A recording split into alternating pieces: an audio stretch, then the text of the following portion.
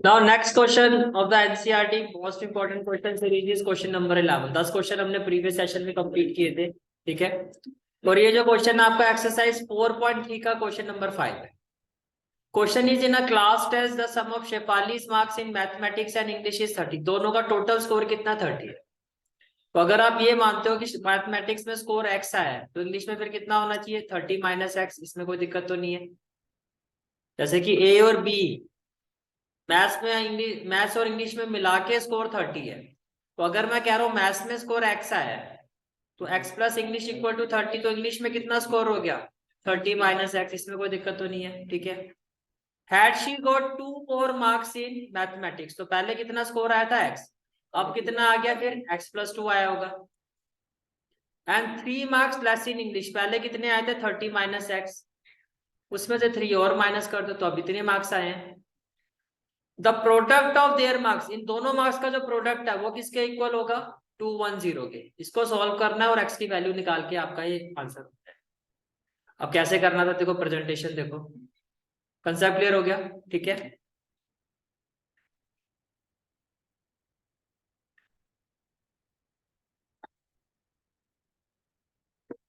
इस तरह से आप क्वेश्चन में आगे बढ़ोगे, प्रेजेंटेशन प्रॉपरली इस तरह से होगी आपकी। That let the marks in mathematics be X, ये क्लियर।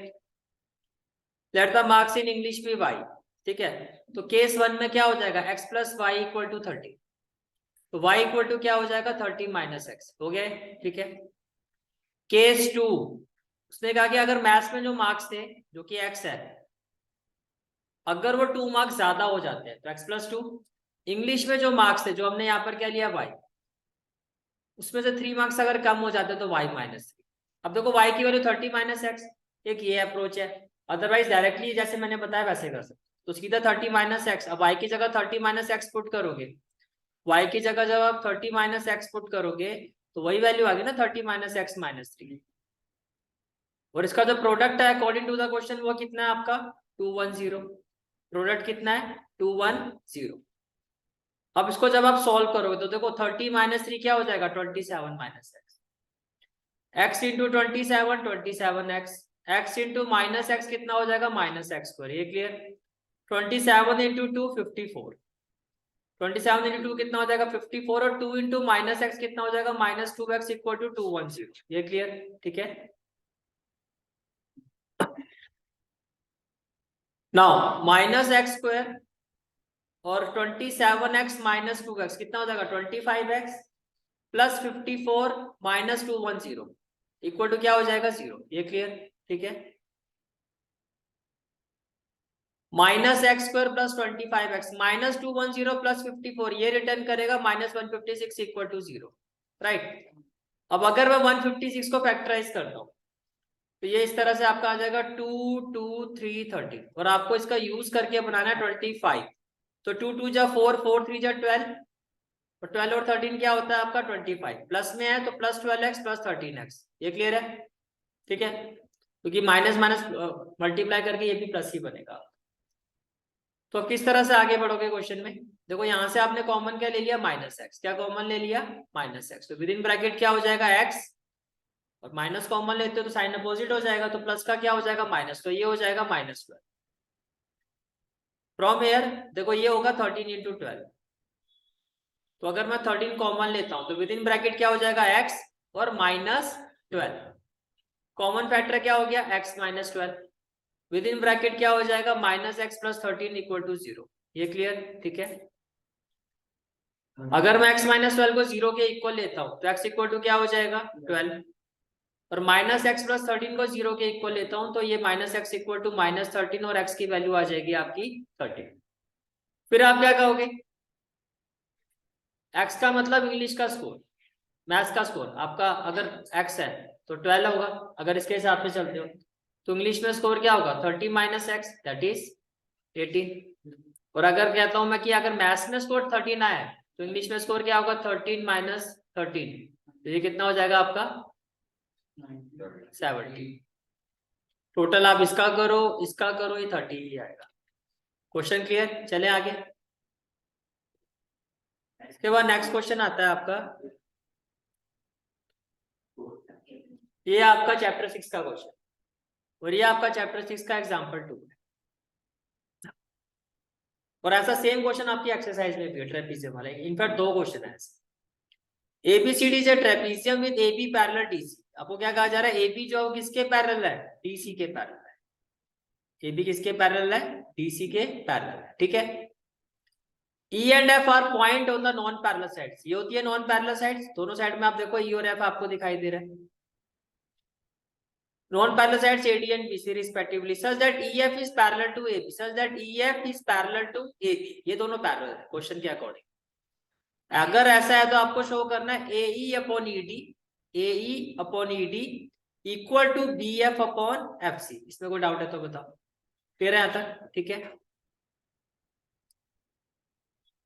अब आपकी अप्रोच क्या होगी इस क्वेश्चन को करने की, देखो फर्स्ट ऑफ ऑल आपको पता है इसमें कंस्ट्रक्शन करनी पड़ेगी, याद आ रहा है किसी को। इसमें क्या होगी हमारी कंस्ट्रक्शन, जैसे कि यहाँ आप देख सकते हो इसमें आपको कंस्ट्रक्शन करनी है।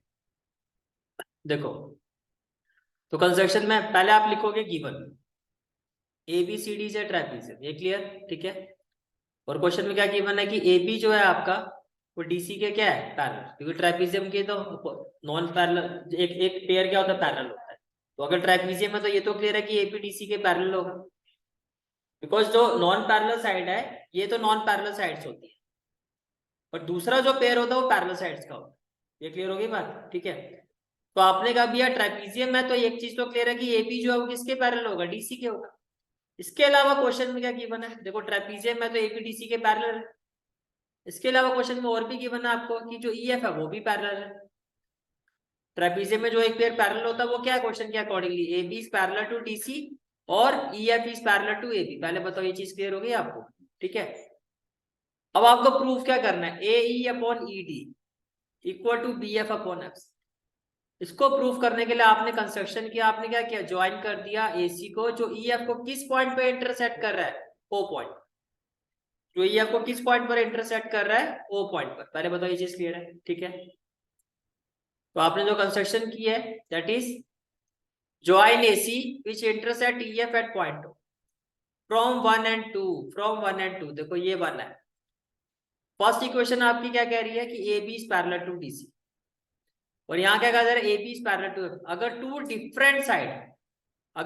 डिफरेंट साइड सेम साइड के पैरेलल हो तो वो भी आपस में क्या होती है, पैरेलल, ठीक है।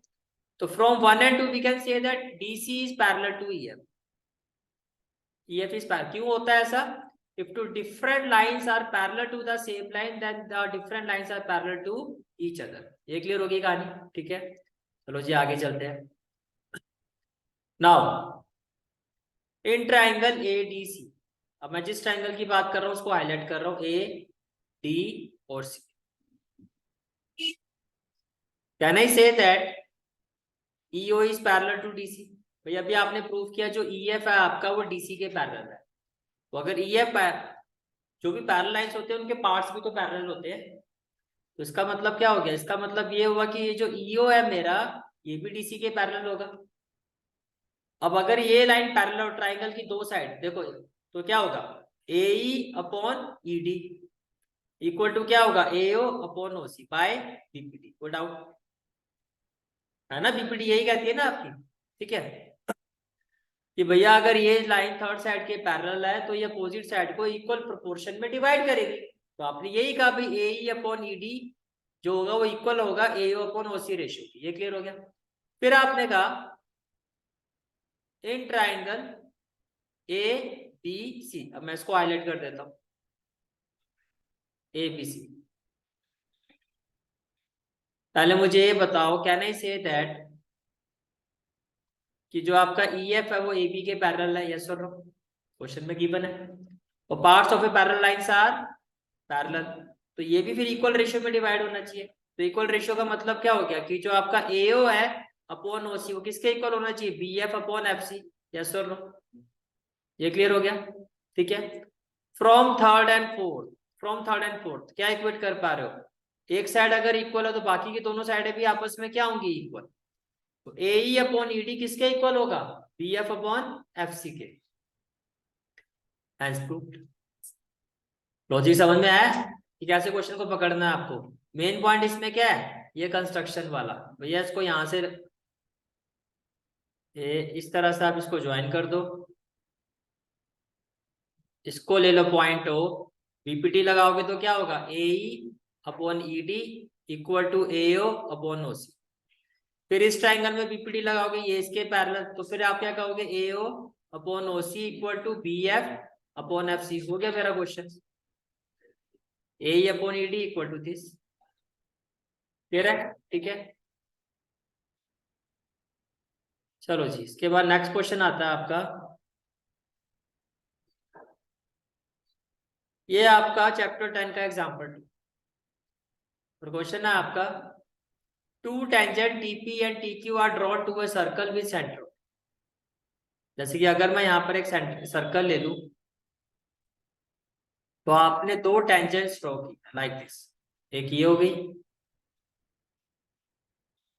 और एक ये क्लियर? ठीक है, इसका सेंटर क्या है, ओ है, इसका सेंटर क्या है, O।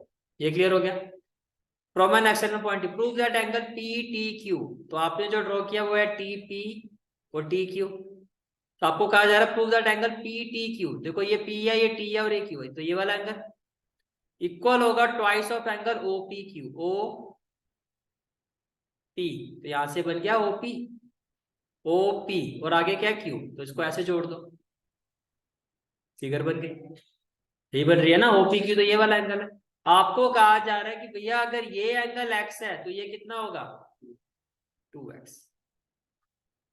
कहानी क्लियर होगी कुछ कि नहीं? ये एंगल अगर आपका x है तो ये वाला एंगल इसका डबल होगा, ये एंगल इस एंगल का डबल है, तो अगर ये x है तो ये कितना होगा, 2x। देखो ना, अगर मैं इसको x लेता हूं तो ये 2x हो रहा है, अगर मैं इसको x लेता हूं तो ये 2x नहीं हुआ ना, तो इसके रिस्पेक्ट में फिर इसकी वैल्यू क्या होगी, x बाय 2। आया समझ में? ठीक है, तो पहले मुझे ये बताओ, क्या आपको ये फिगर क्लियर हो गई? यही बनेगी, ठीक है।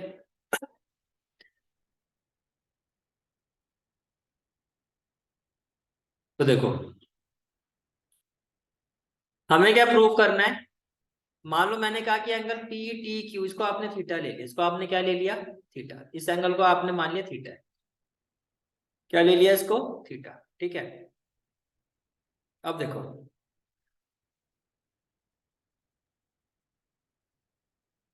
तो TP equal to T Q होगा, पहले तो ये बताओ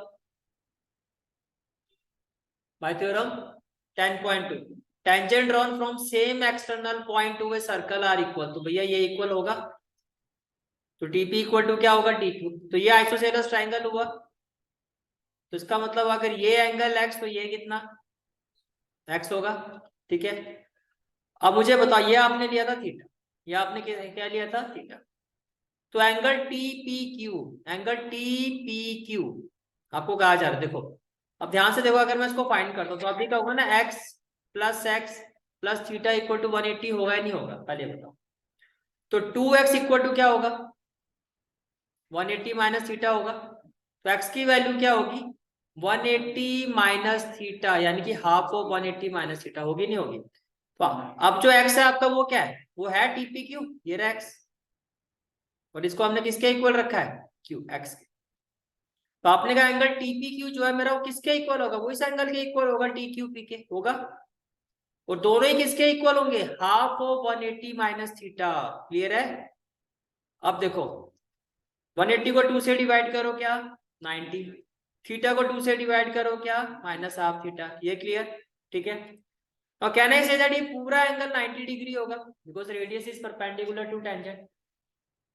अब अगर 90 से मैं इस एंगल को माइनस कर दूं तो ये वाला आएगा नहीं आएगा? अब देखो 90 से मैं इसकी वैल्यू माइनस कर रहा हूं, तो ये हो गया -90, और माइनस माइनस क्या हो जाएगा, प्लस हाफ थीटा, होगा नहीं होगा? 90 से 90 तो कितना आ गया, अगर ये थीटा है तो ये इसका हाफ आ रहा है, नहीं आ रहा है? हो गया क्वेश्चन। फिर से रिपीट कर देता हूं, कोई डाउट नहीं रहना चाहिए आपको।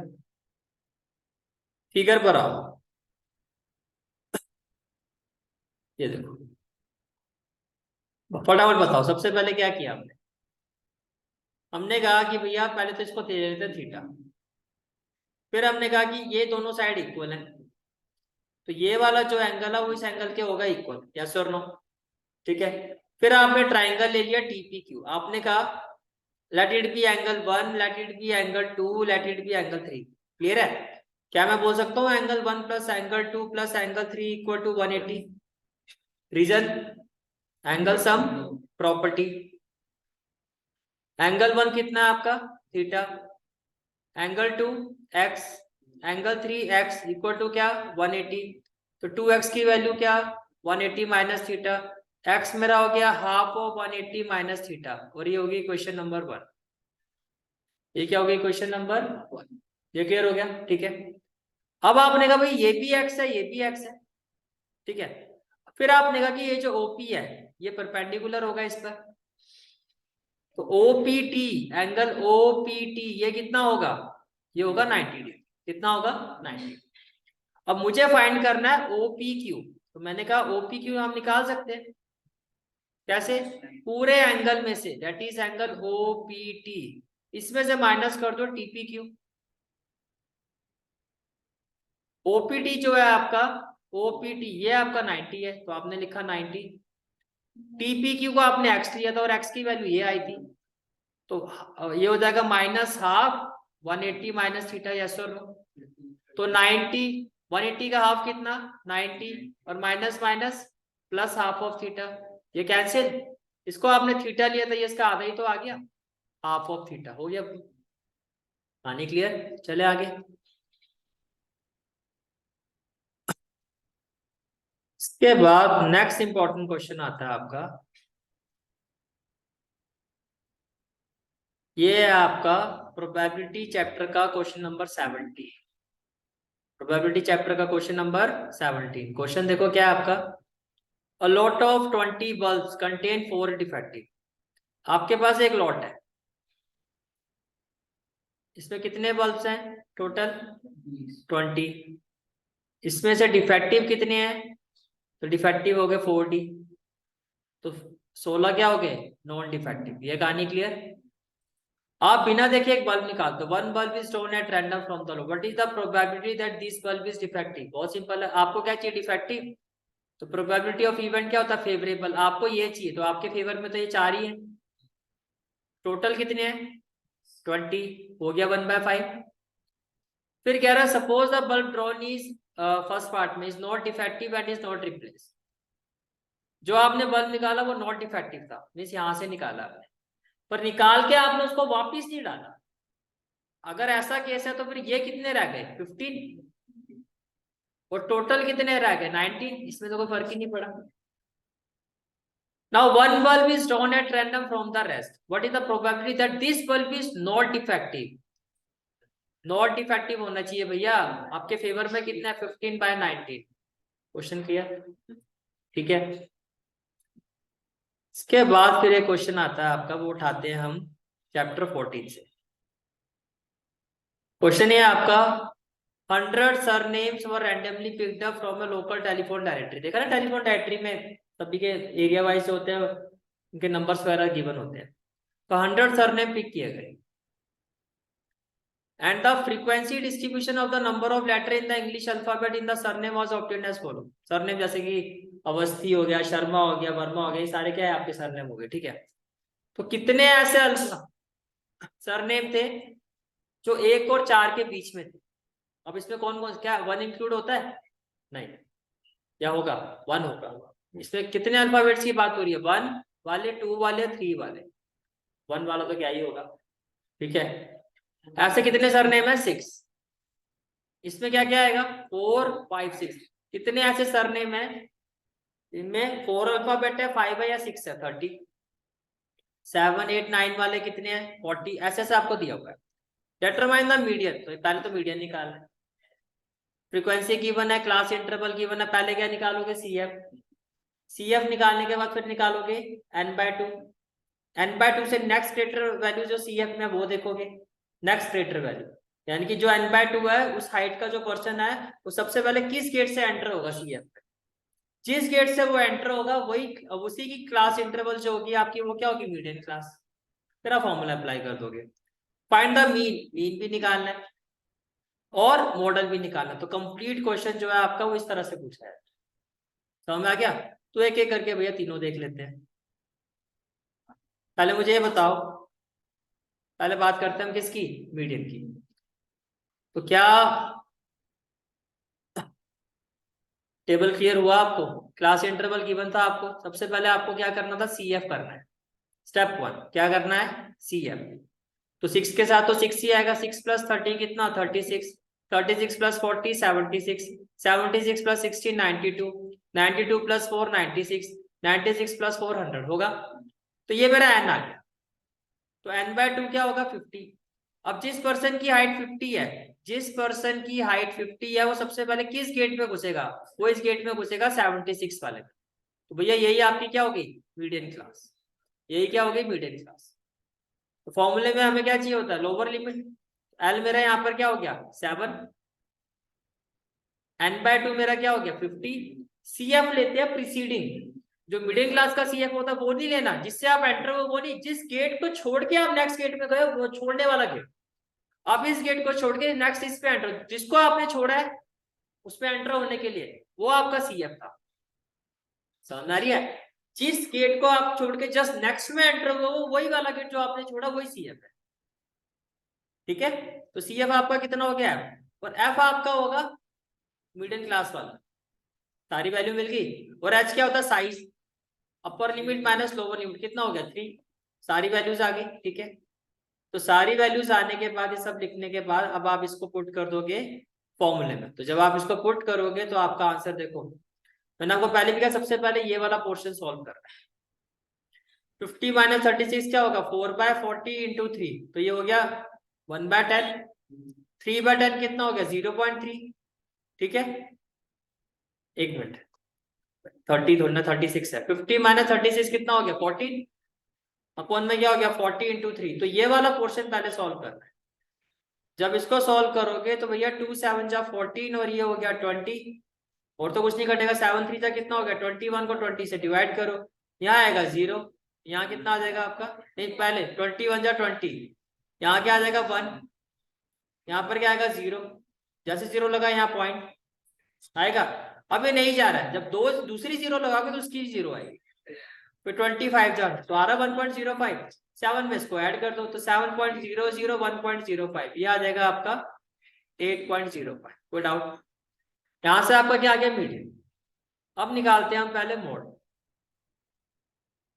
तो मोड का फॉर्मूला क्या होता था, यही होता था। मोड के लिए सबसे पहले क्या होता है, हाईएस्ट फ्रीक्वेंसी किस में है, ये रहा। तो ये आपकी होगी भैया मॉडल क्लास। सब जिसकी जो सबसे ज्यादा फ्रीक्वेंसी हाई होगी वही क्लास इंटरवल क्या होगा, मॉडल क्लास। ये क्लियर हो गया? ठीक है, अब देखो तो ये तो हो गया लोअर लिमिट। मॉडल क्लास की फ्रीक्वेंसी को हम बोलते हैं f1। उससे पीछे वाले इंटरवल की फ्रीक्वेंसी होती है f0, और इसके आगे वाले को बोलते हैं f2। ऑर्डर समझ में आ रहा है? वो f1 पीछे वाला 0 और 1 के आगे 2, ये फॉर्मूला होता है।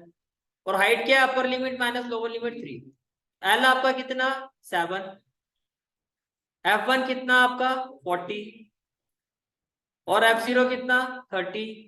2f1 कितना 40, माइनस f0 कितना 30, माइनस f2 कितना 16, और ये कितना हो गया आपका 3। इसमें कोई डाउट है तो बताओ। तो भैया जब इसको सॉल्व करोगे आप, जब आप इसको सॉल्व करोगे तो what you will have 7, 40 minus 30 कितना हो जाएगा 10, 2 इंटू 40 80, और माइनस में कितना हो गया 46 इंटू में क्या हो गया 3। ये क्लियर? मैंने अभी भी कहा था आपको यही पहले सॉल्व करना है। तो 7 प्लस 10 3 जा 30, 10 माइनस 6 4, 7 माइनस 4 3, सिंप्लीफाई होगा। 2 1 जा 2, 2 5 जा 10, और 2 1 जा 2, 2 7 जा 14। 15 को 17 से डिवाइड करना है। 15 को किससे डिवाइड करना है आपको, 17 से। तो यहाँ क्या आ जाएगा 0। अब 17 के टेबल पर किस पर जाता हुआ दिखाई दे रहा है, 7 7 जा 49, 7 1 जा 7, और 4 11, 9 7 जा 63, 9 1 जा 9 और 6 50, 153। तो 8 पर जाएगा भैया। 17 8 जा 3 और 6 9, क्या हो गया अच्छा 15 था ना। अच्छा 15 को मैंने पहले 150, अच्छा 0 पॉइंट नहीं लिखा, 0 पॉइंट तो ये हो गया, ठीक है।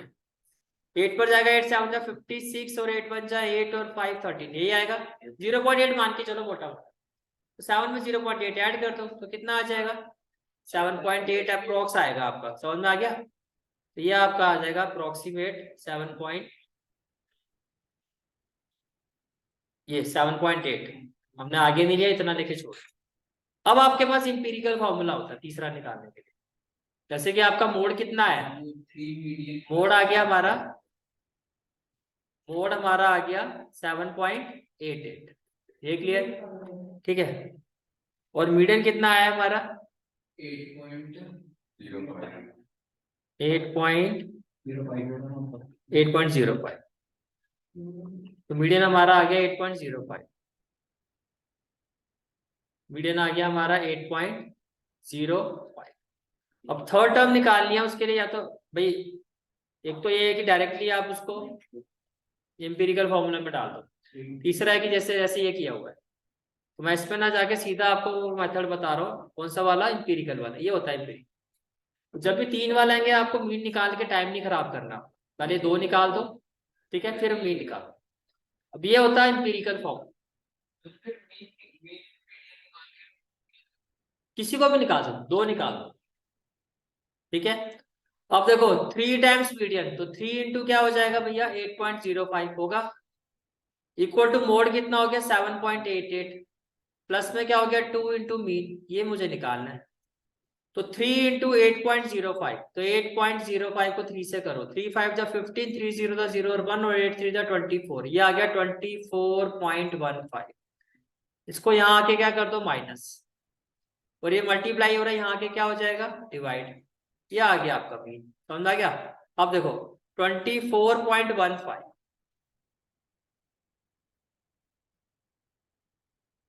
24.15, तो मैंने यहां पर ले लिया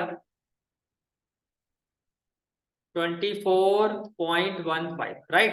इसमें से माइनस क्या करना 7.88, 7.88, ये आ गया आपका 16.27, यही आ रहा होगा आपका 16.27, इसको 2 से डिवाइड कर दो, 2 8 जा 16, 2 1 जा 2, 2 3 जा 6, 2 5 जा 10, 8.135, समझ में आ गया क्वेश्चन, ठीक है।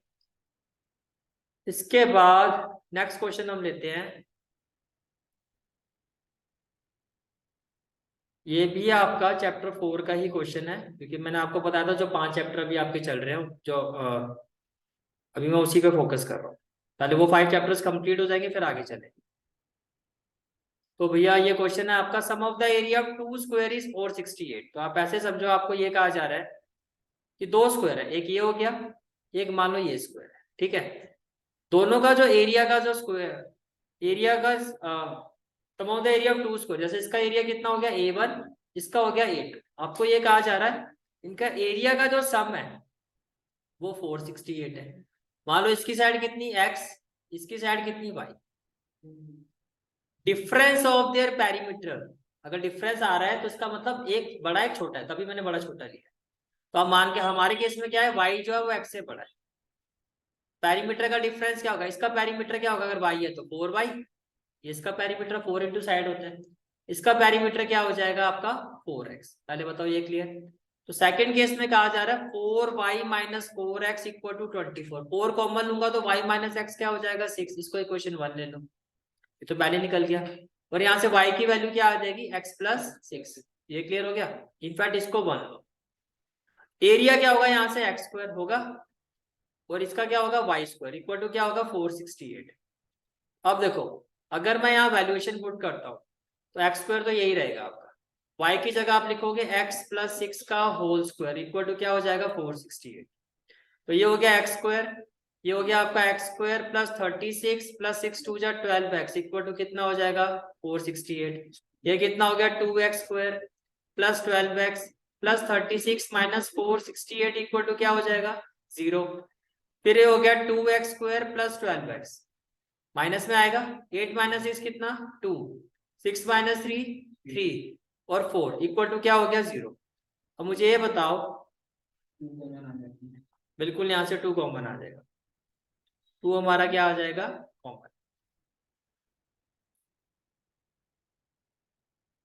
तो 2 आपका कॉमन आ गया। जैसे आपने 2 कॉमन, सीधा लिख दूं मैं इसको x square plus 6x plus 2 2 जा 4, 2 1 जा 2, 2 6 जा 12। 2 1 6 के ऐसे फैक्टर बनाने हैं आपको कि आपका 6 आ जाए। तो 2 1 6 ले लो भैया, 2 1 जा 2, 0 2 8 जा 16, 2 5 जा 10, 2 4 जा 8, 2 2 जा 4, 2 7 जा 3 9 जा 27, 3 3 जा 9, 3 1 जा 3। बताओ भैया क्या बनेगा? बन रहा है कुछ?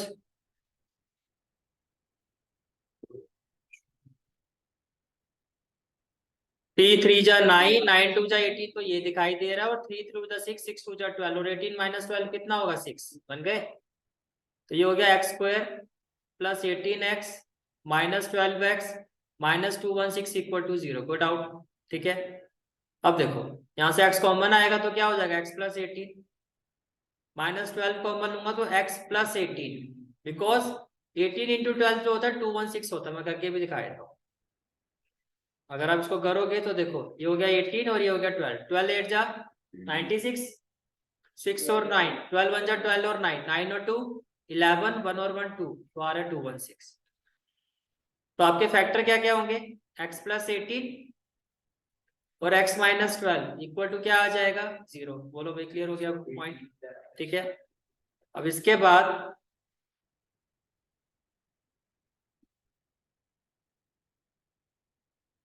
क्या, जब इसको आगे सॉल्व करोगे व्हाट भी मिला, या तो x की वैल्यू क्या होगी? माइनस 18 और x की वैल्यू 12। क्या ये पॉसिबल है? स्क्वायर की साइड नेगेटिव हो ही नहीं सकती। तो x की वैल्यू 12 आ रही है, इस रिलेशन में डाल दो तो y इक्वल टू क्या हो जाएगा? 12 प्लस 6, ये कितना आ गया आपका? 18। तो बड़े वाले स्क्वायर की साइड कितनी और छोटे वाले स्क्वायर की साइड कितनी? 12, 18 और 12। क्वेश्चन में क्या पूछा गया था? आई थिंक यही पूछा गया था आपसे, साइड ही पूछी थी ना। हाँ, तो एक स्क्वायर की कितनी होगी? 18 मीटर, और एक की कितनी होगी? 12 मीटर। ये क्लियर हो गया? ठीक है,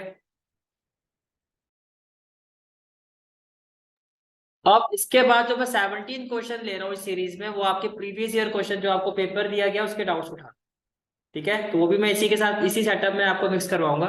तो मैंने एडिंग डाल दिए प्रीवियस ईयर क्वेश्चंस के जो आपके डाउट्स है या इंपॉर्टेंट क्वेश्चन है। तो आपका जो जो पेपर मैंने आपको सॉल्व करने के लिए दिया था उसमें पहला डाउट है आपका कि एबीसी एक आइसोसेलेस ट्राइंगल है, इसमें एसी किसके इक्वल है? बीसी के। और आपको कहा जा रहा है ए बी स्क्वायर जो है ट्वाइस ऑफ एसी स्क्वायर के इक्वल है, तो प्रूव करो ABC is the right triangle. Important question. अब देखो इसमें कैसे करना है आपको। सबसे पहले आप ये समझो कि अगर मुझे पाइथागोरस थ्योरम प्रूव करनी है, तो ये राइट ट्राइंगल प्रूव करना है, तो उसमें क्या एग्जिस्ट होगा? पाइथागोरस थ्योरम, कि square of one side is equal to sum of the square of other two side. A B C, इसमें साइडें क्या क्या होंगी? एक तो ए बी होगा, एक होगा बी सी, और एक ए सी। किसी एक साइड का स्क्वायर बाकी दो साइड के स्क्वायर के सम के इक्वल आ जाए। ये आपका गिवन वाला पार्ट है।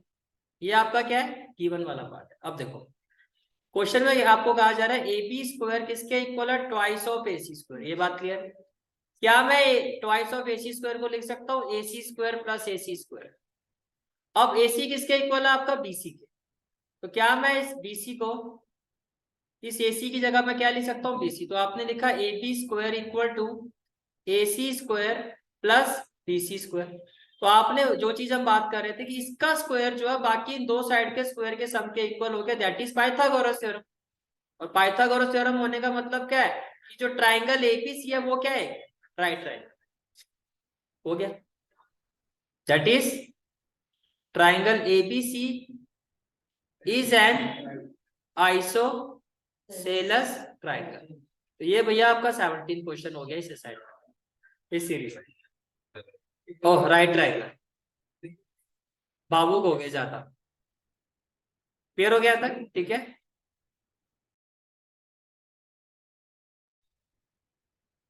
नेक्स्ट क्वेश्चन जो आपका डाउट है वो है find the median of the daily wages of the 10 worker from the following data. देखो भैया, मीडियन निकालना तो इसको काउंट करो 1 2 3 4 5 6 7 8 9 10, राइट। तो इसका मतलब जो आपका एन है यहाँ पर वो 10 है। तो 10 का मतलब क्या हो गया? इवन। ऐसे केसेस में सबसे पहले हम क्या लिखते हैं? Ascending order. सबसे छोटी वैल्यू क्या दिखाई दे रही है आपको? 9। उसके बाद क्या है? 10।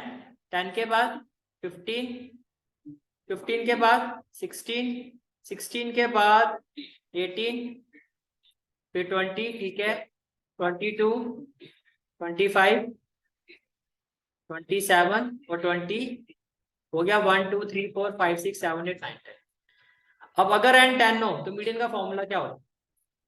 10 का मतलब हो गया इवन। इवन के केस में मीडियन का फॉर्मूला होगा n बाय 2th टर्म, ध्यान से सुनना इसको, 2th term plus n by 2 plus 1th term divided by 2। तो n की जगह अगर मैं रखता हूं किसको, 10 को, तो 10 बाय 2 क्या हो जाएगा, 5th टर्म। समझ में आ रहा है? n की जगह मैंने क्या रखा, n की जगह आपने रखा 10, 10, तो 10 बाय 2 क्या हो गया, 5th टर्म। 5 प्लस 1 क्या हो गया, 6 टर्म डिवाइडेड बाय 2। अब मुझे बताओ 1 2 3 4 5th टर्म ये और 6 टर्म ये हो गई आपकी। तो इक्वल टू में 5th टर्म की जगह क्या आ जाएगा, 18 प्लस 20 डिवाइडेड बाय 2। क्लियर है? तो ये हो गया आपका 38 बाय 2। 38 बाय 2 का मतलब 90। This is the required answer. Clear है? ठीक है। अब ये आपकी मोस्ट इंपोर्टेंट क्वेश्चन सीरीज का जो है क्वेश्चन नंबर 19 है। This is a very important question.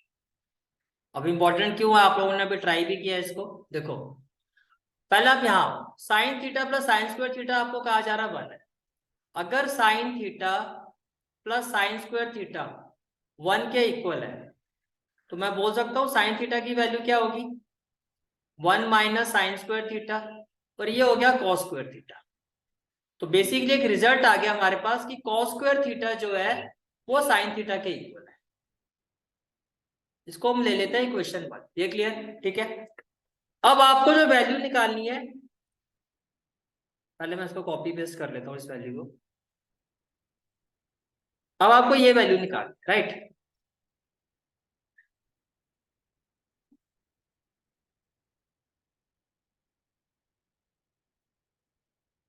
चलो जी, अब आपको ये वैल्यू निकाल। अब देखो इसको मैं ऐसे ले सकता हूं ना, cos raise to power 12 theta plus 3 cos raise to power 10 theta plus 3 cos raise to power 8 theta plus cos raise to power 6 theta. ये तो एक ब्रैकेट में ये वैल्यू ले लेते हैं। अब देखो यहाँ पर आपको 2 कॉमन दिखाई दे रहे हैं, तो अगर मैं यहाँ से 2 कॉमन लेता हूँ तो बाकी वैल्यूज में क्या होगा, cos raise to power 4 theta plus cos raise to power 2 theta और -1। ये क्लियर हो गया? ठीक है। अब आप ये देखो, क्या मैं इसको ऐसे ले सकता हूँ, अब देखो 12 क्या है, 12, क्या मैं इसको ऐसे ले सकता हूँ 4 थीटा लाइक दिस, 4 3 जा 12, ठीक है। और इसको मैं क्या ले सकता हूँ, cos स्क्वायर थीटा, मैं इसको ऐसे ले सकता हूँ। तो बेसिकली मैंने क्या बनाने की कोशिश कर रहा हूँ, ये बन गया मेरा ए क्यूब और ये बन गया बी।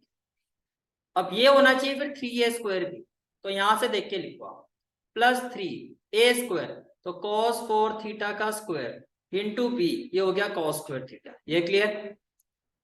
प्लस 3ab स्क्वायर, तो ए क्या हो जाएगा आपका cos raise to power 4 theta, और बी स्क्वायर क्या हो जाएगा cos स्क्वायर थीटा का स्क्वायर होगा। ठीक है। तो ये 4 वैल्यूज थी आपकी, आइडेंटिटी में कन्वर्ट होगी। कैसे, मैं आपको चेक भी करवा देता हूँ। देखो 4 2 जा 8, तो आपने लिखा 3, ये क्या बन गया cos raise to power 8 theta, into में क्या हो गया cos स्क्वायर थीटा। अगर बेस सेम है तो पावर तो ऐड होगी, तो ओवरऑल क्या हो गया 3 cos raise to power 10 theta, तो आ रहा है इसके इक्वल। अच्छा इसको भी चेक कर लो, ये देखो ये हो गया 3 cos raise to power 4 theta into 2 2 जा मल्टीप्लाई करते हैं ना 4, तो 4 प्लस 4 बेस सेम है तो क्या होगा 8, तो ये हो गया 3 cos raise to power 8 theta. बोलो भाई क्लियर हो गया? ठीक है। इसके बाद प्लस में क्या आ जाएगा, देखो इसके बाद प्लस में क्या आ जाएगा, ये एज इट इज लिख दो, plus 2 cos raise to power 4 theta plus cos square theta -1। ये क्लियर? अब ये रिजल्ट बन क्या गया आपका, A cube plus B cube plus 3a square B plus 3a B square. तो क्या मैं इसको ले सकता हूँ A plus B whole cube, लिख सकता हूँ A cube plus B cube plus 3a² B plus 3ab² plus 2 cos raise to power 4 theta plus cos square theta -1। ये क्लियर? ठीक है, आगे देखो। अभी आपने एक रिजल्ट निकाला था फर्स्ट इक्वेशन, ये था वो रिजल्ट। इसके अकॉर्डिंगली cos स्क्वायर थीटा किसके इक्वल है? sin theta.